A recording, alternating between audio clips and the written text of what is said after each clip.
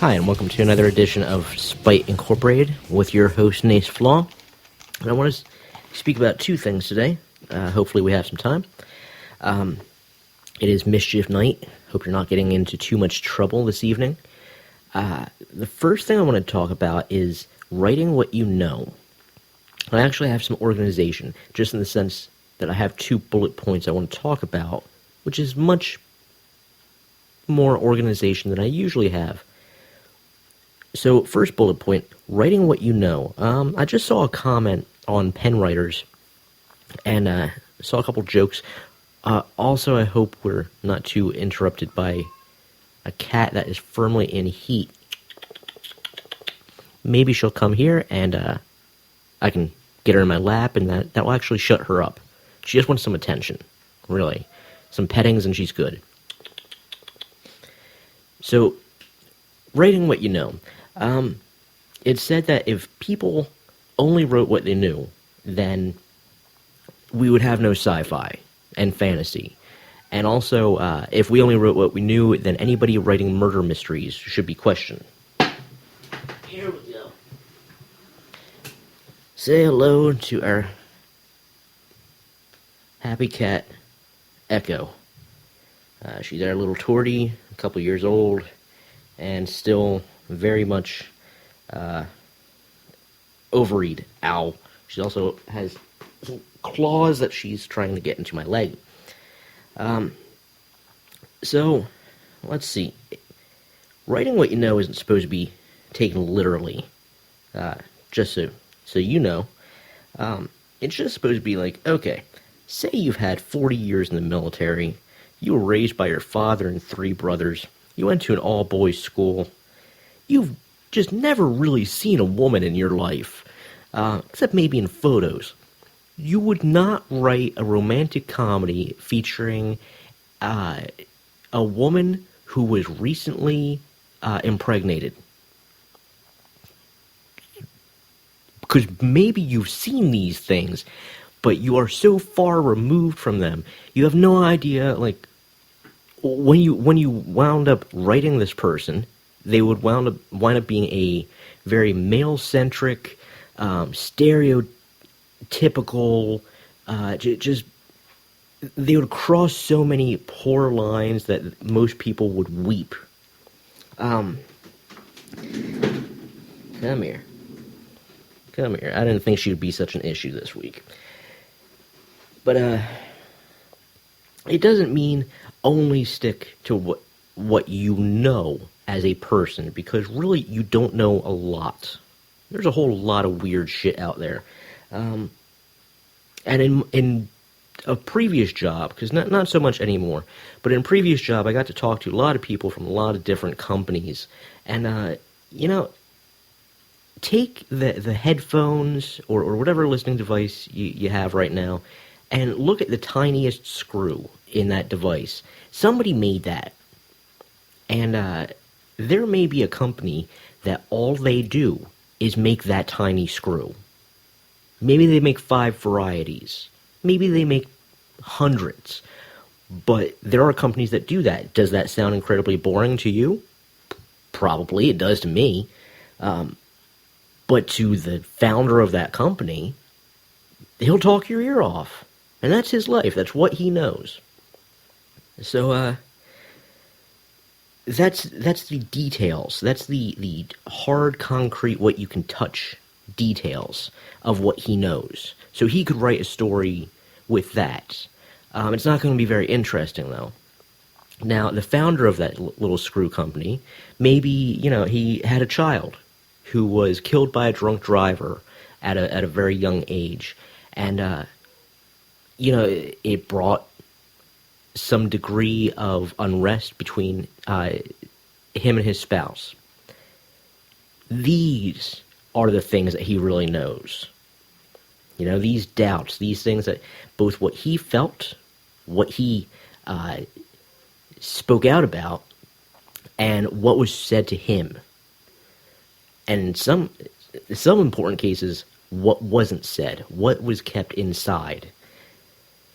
So, things like learning about that screw company, well, you can you can ask these people. You can call up that guy who runs that company, ask him questions. It's 2013. You can look it up online. There may be an entire blog about a guy who wants you to know about screws or just wants to talk about screws. Just like I want to talk about writing and social media and stuff like that.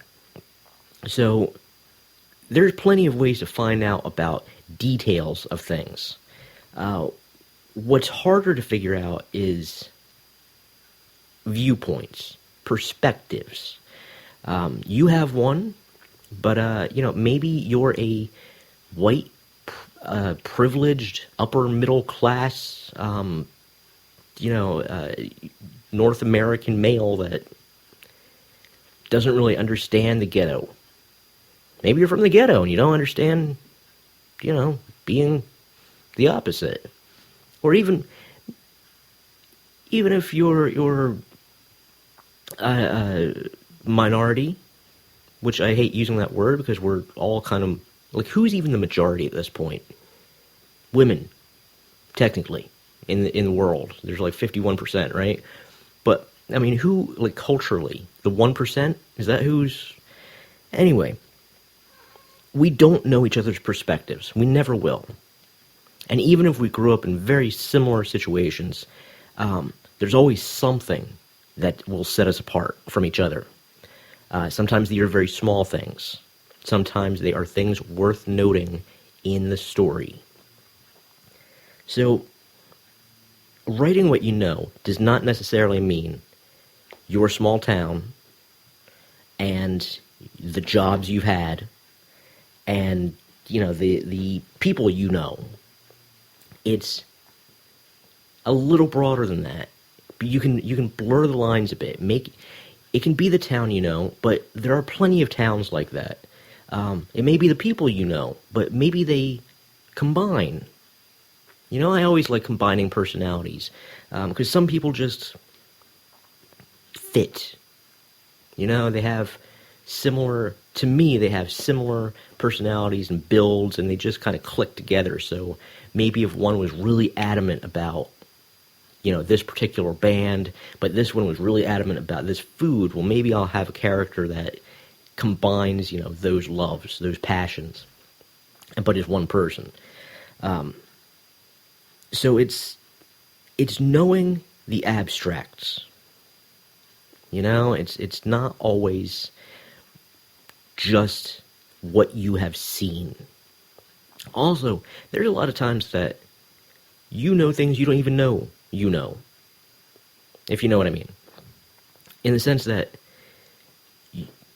you felt things and maybe you never articulated them. Maybe you've never, broken them apart bit by bit to figure out why you felt that. Well, now's a good time. Maybe you have a character that is going through what you went through in that particular time period, and you can come face to face with what you did or didn't do, and how you felt, or things you didn't feel. There's always wish fulfillment. Writers like to do. Sometimes they like to do a little too much. Like, why do you even like those wishes? And think about that. What do you want to see? Why do you want to see it? And so on and so on. These are the things you know. Work with it. Second thing I wanted to talk about. I've been having a lot of fun since the last cast. I got another section of Temperance done. I've passed the 18,000 word mark, which still isn't much. Still got, what's that, like 1,000 words since the last cast? That's not a whole hell of a lot. A week to do 1,000 words, that's kind of, it's better than nothing, I guess. But still not very good. But I was really very carefully crafting my words and kind of trying to not plagiarize. But it's kind of difficult. See, the media, and this is why I saved this for bullet point 2, because I might get all ranty. I'm still petting a cat, by the way, and she's still being mostly quiet. She's just really in heaven right now that she's being petted this much. She also thinks she's going to be humped at some point, but no, not for this indoor kitty. So the section I wrote was kind of in between chapters. I'm doing these like press releases and things like that, and blog posts, emails, which I'm kind of debating on. Because the protagonist is Eddie, right? But there's a sidekick and his point of view, and I want to make sure that it's very clear why he's doing what he's doing, why he's even the sidekick eventually. There's also just, I like making the location a character, and that's difficult to do from one person's point of view. But you have the news from an area, a region, can get interesting, I think, because what I'm doing is basically fake transcripts of the city news. So it's in the suburbs of Philadelphia, but it's supposed to be Philadelphia news. Well, what filters to the city? Because there's plenty of stuff going on in the burbs, but what actually filters to the city that, they want to comment on it? And so especially weird crimes that stand out.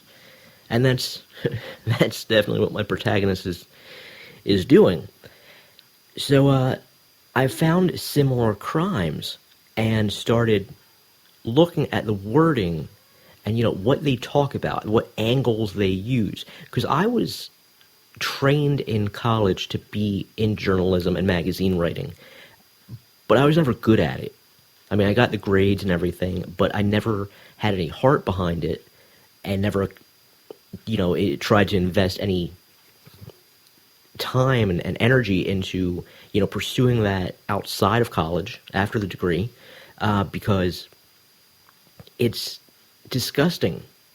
I find I was taught to be objective, and yet every time I tried to be objective, I was told it was boring. And so then I would do something that I felt was completely subjective, and I would be told, see, that's perfect. That's exactly what we want from you.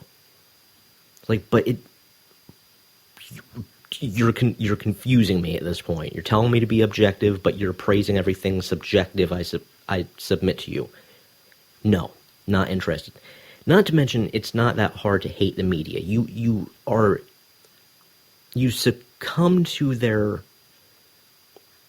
BS every day. You listen to radio, you see the TV, maybe you get newspapers, all your social media has sponsored information on it. I mean, you swallow a lot of media every day. So, how invasive they are, how they act. Maybe you don't know some of the more subtle tricks. Like XKCD recently had a what if, 14 or so large moments of history were rewritten to, appeal to the cracked BuzzFeed Tumblr crowd. And that was kind of funny. And sad at the same time. Funny because it's true and pathetic. But so I'm looking through all these news articles and transcripts and videos of crimes, and it's amazing how much crap is thrown in there. How much filler. I mean, think about how you have half an hour to an hour, news shows at night, and if you watch the evening news, that's like 2.5 hours, but it's the same crap over and over and over again. It's very repetitive. Seriously, though, think about the greater Philadelphia metropolitan area. That's a large area. There's a lot of fun things going on. There's a lot of sad things going on. There's a lot of crime, and there's a lot of activities that you can get involved in. Why are we talking about the big news tonight is they're going to show the contractor who was behind the building collapse in Philadelphia. Okay, do I need to see him? Do I need to see his photo? Like, what is the intention here? To see this person? Does he have any new information about the story? Or is it just, hey, look, there he is. Huh. I don't know, but look, I'm talking about it. I'm intrigued. I'm bringing it up. It's probably nothing. And how long of a story can that really be? They talk about car crashes in these little 30-second clips. That, I'm going to guess, is going to be at least 3 minutes of just, look at this guy. We don't see anything wrong with that. You know, we spend a lot of time talking about national sports. That makes sense. It's national. It's a lot of news. We do that in, 5-10 minutes? Spend a lot of time on weather. Why does the humidity matter?